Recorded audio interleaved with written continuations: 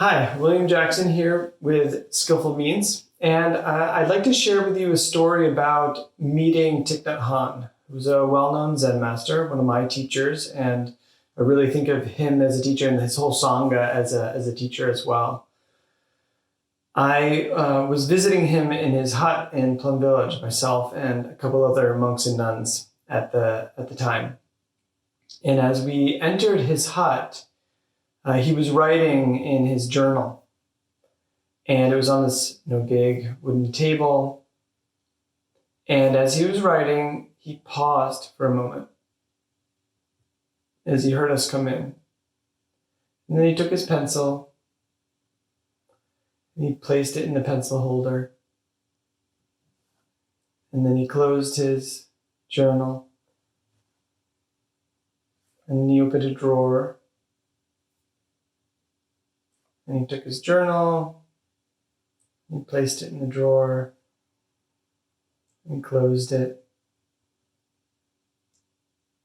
And then he turned to us and he smiled and said, "Hello, welcome to my home."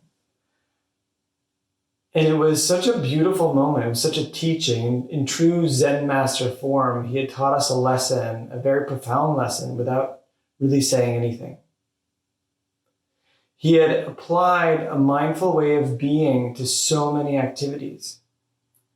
In the same way that you can allow your body to breathe naturally, you can let that happen, you can follow that natural process and let it just be the way that it is, not try to change it.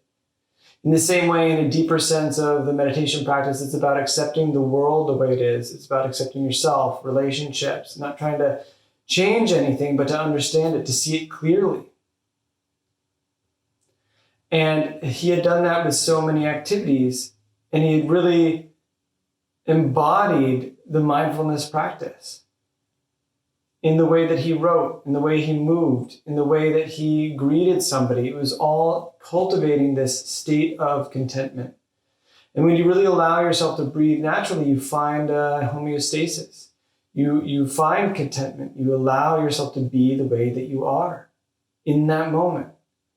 And he was able to do this through each activity to show us that, to teach us in that way. And it was such a beautiful moment. And I felt so at ease, and I continued to practice that afterwards.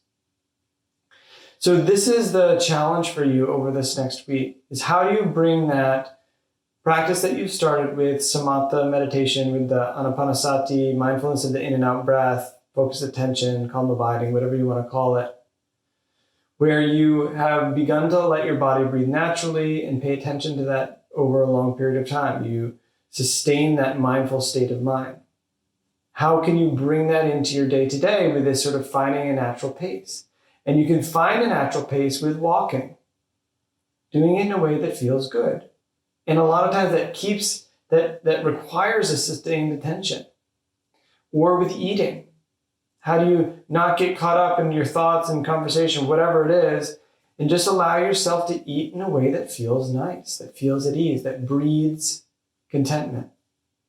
Or doing your dishes, cleaning your laundry, cleaning up your room, having a conversation, even the way that you speak. Can you do it in a way that brings a sense of contentment to you? And this is the challenge. How do you start to bring that into your life? And if you don't do it intentionally, it won't happen. I promise. But if you do it intentionally, it's possible. It can start to bleed into your life. It can start to infuse itself into your life to cultivate more contentment, more insight, more ease.